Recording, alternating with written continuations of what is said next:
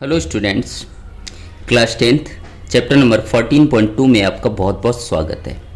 आज मैं आपको इस वीडियो में 14.2 का प्रश्न नंबर 5 हल कराने वाला हूं।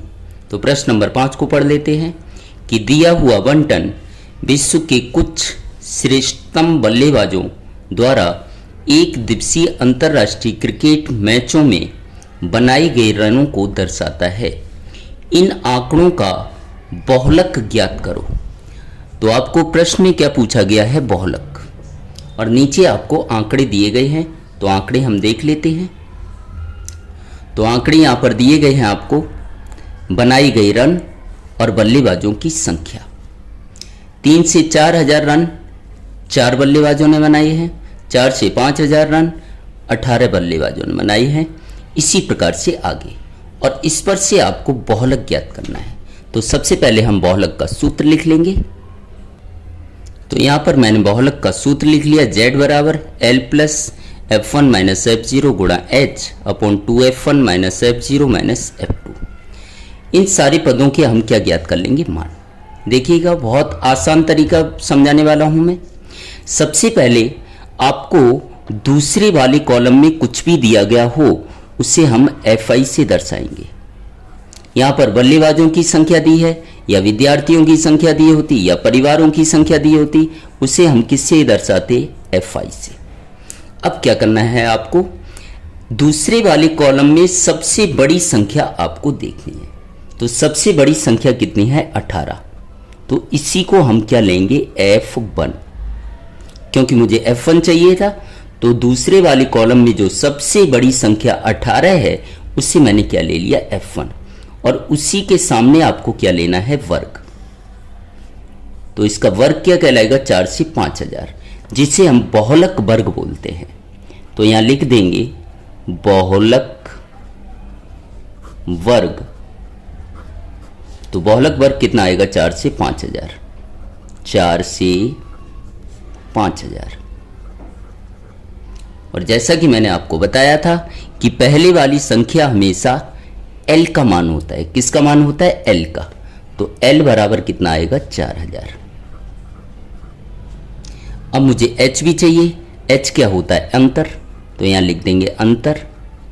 H बराबर जो आपका बहुलक वर्ग दिया है उसमें बड़ी वाली संख्या में से छोटी वाली संख्या को अगर मैं माइनस करता हूं तो किसका मान मिलेगा? H का। तो क्या आएगा? 5,000 माइनस 4,000। तो H बराबर 5,000 में से 4,000 माइनस करेंगे तो कितना आएगा? 1,000। तो H का मान भी मिल गया। अब किसका रह जाता है? F0 और F2। तो F1 से ऊपर वाला भी क्या होगा? F होगा, और नीचे वाला भी क्या होगा? F होगा। 1 से पहले कितना आता है? 0, और 1 के बाद कितना आता है? 2। तो इस प्रकार से हमें क्रम में मिल जाएंगे 0, 1, 2। 0 के बाद 1 आता है, 1 के बाद 2। सारे के सारे मान मुझे मिल गए। अब हम मान रख देंगे सूत्र में। तो Z बराबर L की जगह L का मान रखेंगे, कितना है? 4,000। प्लस है तो प्लस, F1 की जगह F1 का मान रखेंगे 18, माइनस F0 का मान कितना है? 4, गुणा है तो गुणा, H की जगह H का मान रख देंगे 1000, बटे 2 है तो 2, बीच में कोई चिन्ह नहीं, गुणा। F1 का मान रखेंगे 18, माइनस है तो माइनस, F0 का मान रखेंगे 4, माइनस है तो माइनस, F2 का मान कितना दिया है? 9। सारे के सारे मान मैंने रख दिया। अब आगे हल कर लेंगे। इस वाली संख्या को आखिरी लाइन तक आपको लिखना है 4,000। प्लस है तो प्लस, और इस पूरे पद को हम क्या कर लेंगे? हल कर लेंगे। इस पूरे पद को हम हल कर लेंगे। तो 18 में से 4 घटाएंगे 14,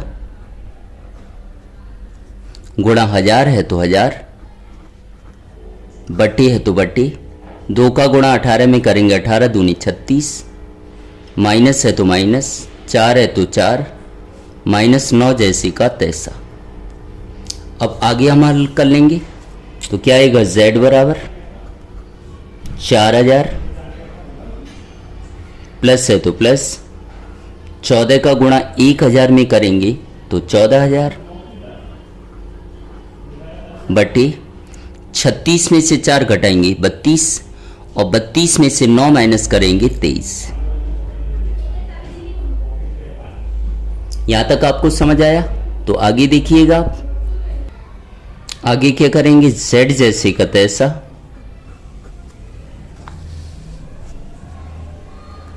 चार हजार है तो 4000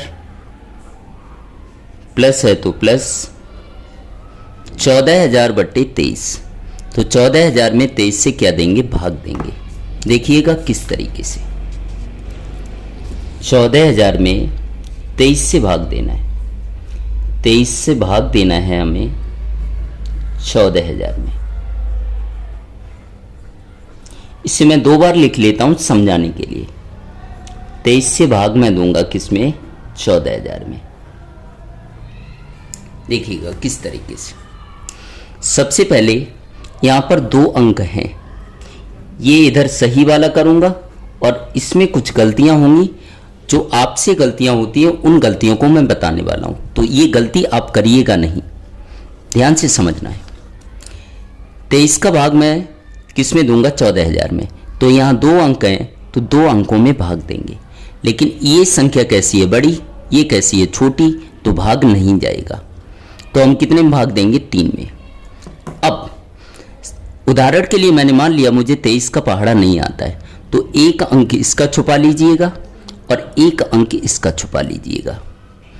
2 का पहाड़ा पढ़ेंगे 14 से ज़्यादा ना हो, तो 2 सत्ते कितना आएगा, 14, 7 बार पढ़ेंगे तो 7 तियां कितना होता है, 21, हासिल 2, 7 दूनी 14 और 14 2 कितना हो जाएगा, 16। तो 161 140 से कैसा आया, बड़ा आया। तो 7 बार भाग ना देके कितने बार भाग देंगे, 6 बार। 6 तियां 18, हासिल लगी 1, 6 दूनी 12 और 1 कितना बचा, 13। अब इसे माइनस कर देंगे, 0 में से 8 जाएगा नहीं, हासिल लेंगे 10, 10 में से 8 घटाया 2, यहाँ रह गया 3, 3 में से 3 घटाया 0, 1 में से 1 घटाया 0। अब उतारा लेंगे 0 का, लेकिन ये संख्या इससे कैसी है, बड़ी, तो भाग जाएगा नहीं। मैंने उतारा लिया फिर भी यहां भाग नहीं जा रहा है, तो ऊपर क्या आ जाएगा, 0। अब उतारा फिर कितने का लेंगे, 0 का। अब 23 का भाग हम किस में देंगे, 200 में। इधर मैं आगे लिख लेता हूं 200। तरीका वही है कि 1 अंक इसका छुपाएंगे, 1 अंक इसका छुपा लेंगे, 2 का पहाड़ा पढ़ेंगे, 2 ढाई 20। लेकिन जब भी हम भाग देते हैं 10 बार तो देते नहीं, कितने बार करेंगे, 9 बार। तो 9 तिया कितना हो जाएगा, 27, हासिल लगी 2, 9 दूनी 18, 2 20। 9 बार भी अगर मैंने भाग दिया तो कैसा आता है, ज़्यादा। तो कितने बार देंगे भाग, 8 बार।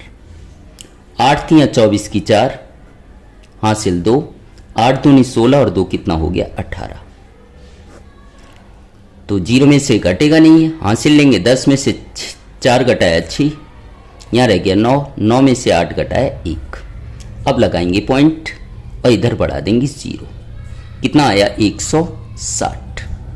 फिर हम क्या करेंगे, 1 इसका छुपा लेंगे अंक, 1 इसका छुपा लेंगे, 2 का पहाड़ा पढ़ेंगे, 16 से ज़्यादा ना हो, तो 2 8 16, 8 तियां 24 की 4, हासिल 2, 8 दूनी 16 और 2 कितना हो गया, 18। तो 8 बार अगर मैं पहाड़ा पढ़ता हूं तो कैसा हो जाता है, ज़्यादा। तो कितने बार पढ़ेंगे, 7 बार। 7 तियां 21, हासिल लगी 2, 7 दूनी 14 और 2 कितना हो गया, 16। फिर भी ज़्यादा हो गया, तो कितने बार पढ़ेंगे, यहाँ 6 बार। कितने बार पढ़ेंगे, 6 बार। तो 6 तियां 18, हासिल 1, 6 दूनी 12 और 1 कितना हो जाएगा, 13। अब घटा लेंगे तो 160 में से 138 घटाएंगे, कितना आएगा, 22। पॉइंट लगा है, 0 बढ़ा देंगे। कितने बार भाग जाएगा आप, 9 बार। और पॉइंट के बाद कितने अंकों तक निकालना है आपको, 2 अंकों तक। तो 23 का भाग मैंने 14,000 में दिया तो कितना आया 608.69।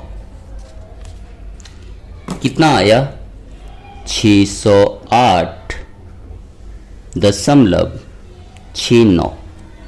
तो Z बराबर,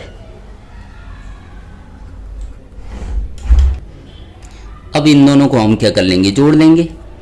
तो जोड़ने के लिए तरीका ध्यान दीजिएगा।